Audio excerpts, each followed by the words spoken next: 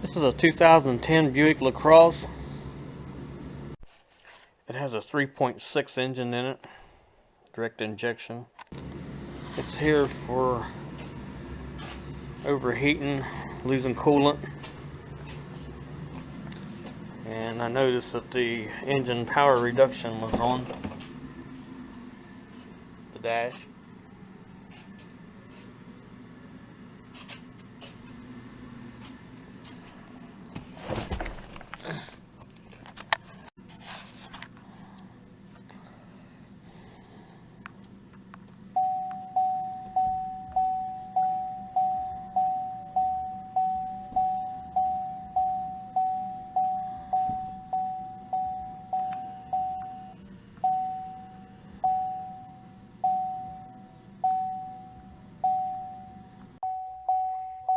It has 112,000 miles on it. First thing I did was take the engine cover off. Pull this clip up on the mass airflow sensor and unplug it. Take it loose here. I'll take all these Torx bits out of the top of this air cleaner and a snap back here.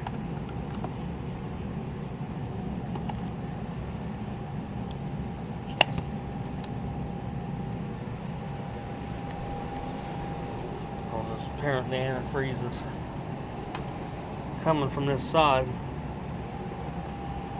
Might even been swinging it a little bit.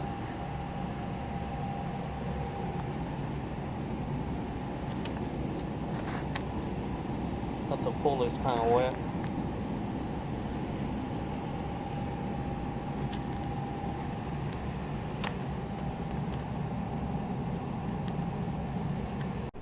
Okay, that whole gizmo's out of there.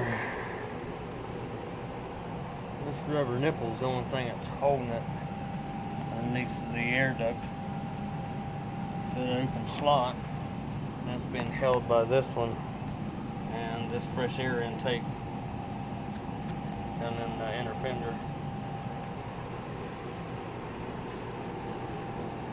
Ridiculously hard to get up out of there.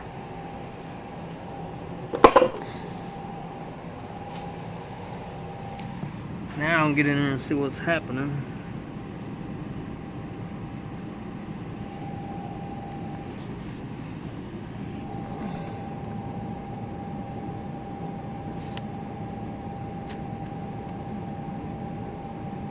A little wet back there. I figure the water pump's bad, but I don't know yet.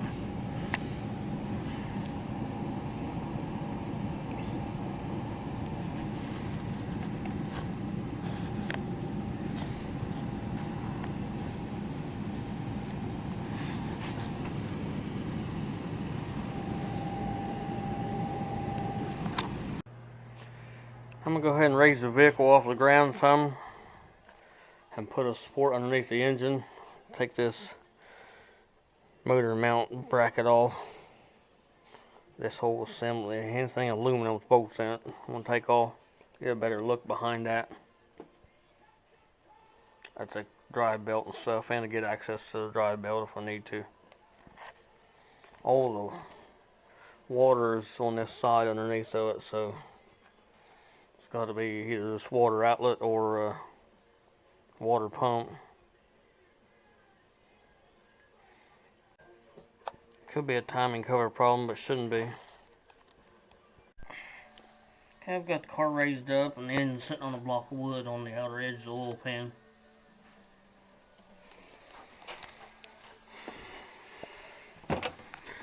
I'll start taking all these bolts out of these mounts.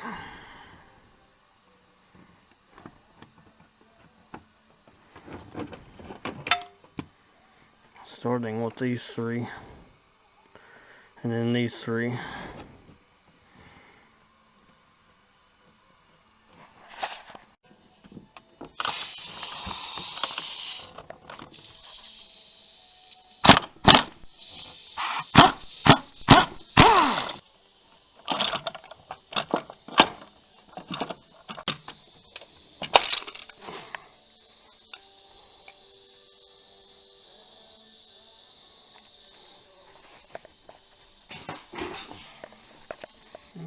awful puffed up looking.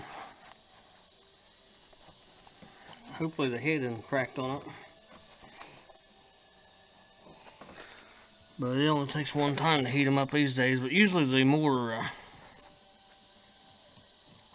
I guess, luxury edition vehicles will take heat better than an economy version.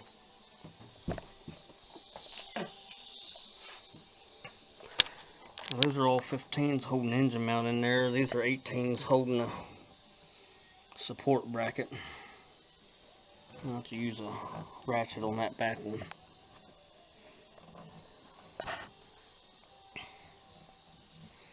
That should get me in there to see what's going on. Maybe pressurize the cooling system. That's a little greasy under there.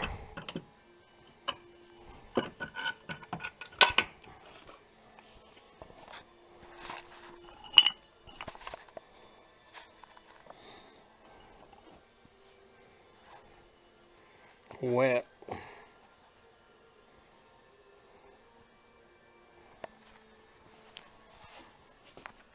Set it off in the dog pile. Now we're down to the meat. Now let's see what's going on here. Well, I'll see some liquid up top here. Water pump shaft's loose. Yep, I'd say it's a bit of dust.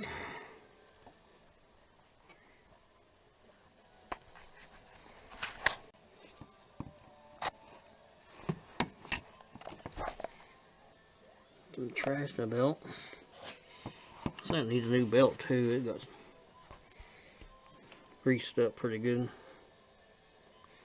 Set a drain pan underneath of it.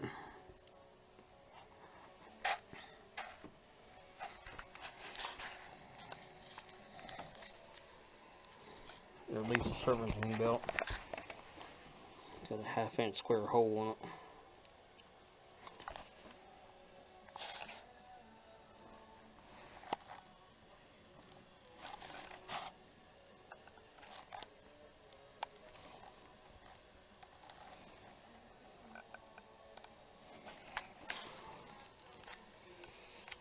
I put a time chain in this about 40,000 miles ago.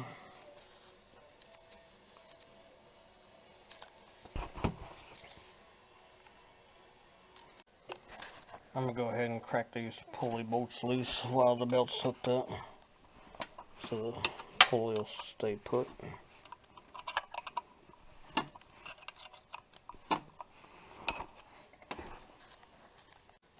Just remember when putting this accessory drive belt back on, if you're changing it, like I'm going to change this one, insert it underneath the tensioner pulley first, the back side of it.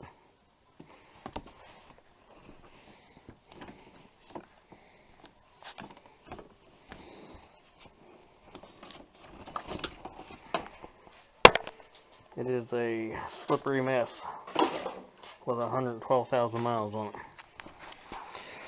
You clean all them pulleys off.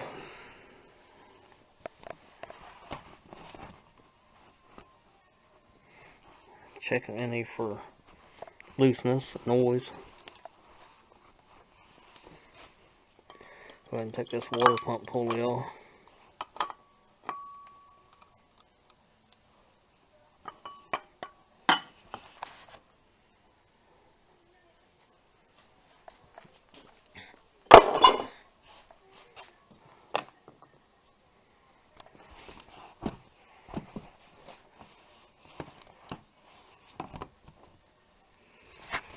There's a vent hole. Underneath should be a weep hole with antifreeze leaking out of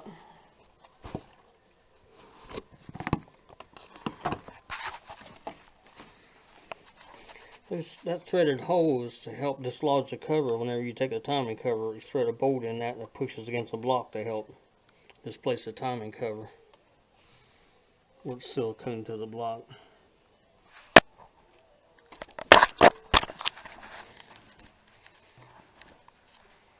I might go ahead and throw some pressure on it just to make sure that's absolutely coming out of the water pump, but pulley's got some play in it. It's wet off of it.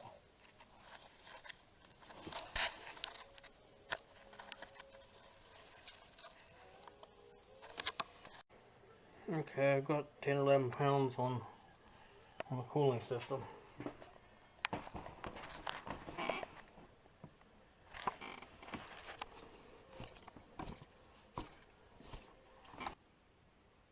A steady stream of something coming out somewhere.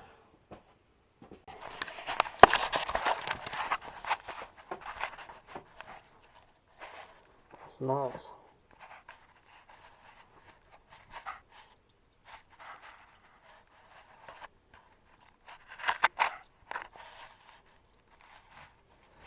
Okay, I hope it didn't damage any of the rest of the motor. I did see a little yellow on the cap the other day. I'll put a drain pan underneath, plastic rock guard underneath there to catch the excess antifreeze that's going to come out of the block. And now I just need to take these 6 10mm bolts out.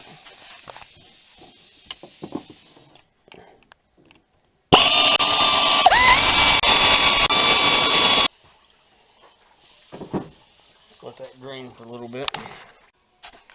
Now I got the motor sitting on a jack so I can work on it.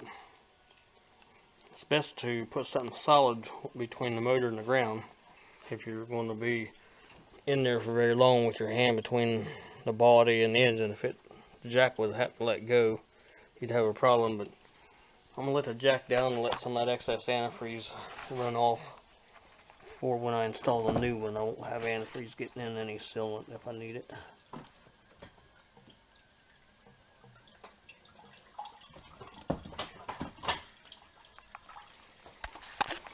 Then I'll let it empty all 3 holes out.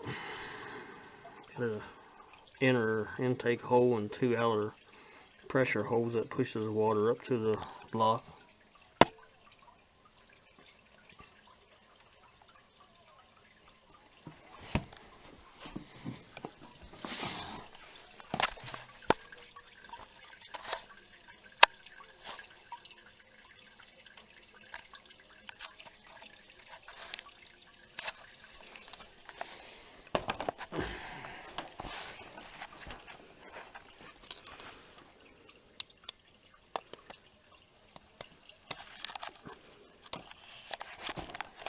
Looks like it's using a painted metal gasket for a seal.